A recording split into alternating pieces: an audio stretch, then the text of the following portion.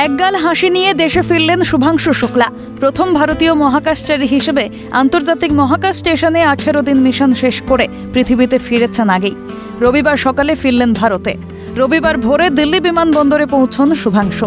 তাকে স্বাগত জানানোর জন্য উপস্থিত ছিলেন কেন্দ্রীয় মন্ত্রী জিতেন্দ্র সিং, দিল্লির মুখ্যমন্ত্রী রেখা গুপ্তা এবং ইসরোর কর্মকর্তারা।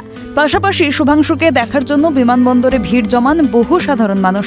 হাজির ছিলেন তার স্ত্রী এবং পুত্র। বিমানবন্দর চত্বরে নিরাপত্তা ব্যবস্থা ছিল চোখে পড়ার মতো। গত 1 বছরে লখনৌয়ের ভূমিপুত্র শুভাংশু নাসা, অ্যাক্সিওম এবং স্পেসএক্সের বিভিন্ন কেন্দ্রে কঠোর প্রশিক্ষণ নিয়েছেন। অ্যাক্সিওম 4 মিশনের অংশ হিসেবে তার এই মহাকাশ যাত্রা শুধু তার ব্যক্তিগত জীবনের বড় সাফল্য নয়, ভারতের সাফল্য এমনই মনে করছেন তিনি।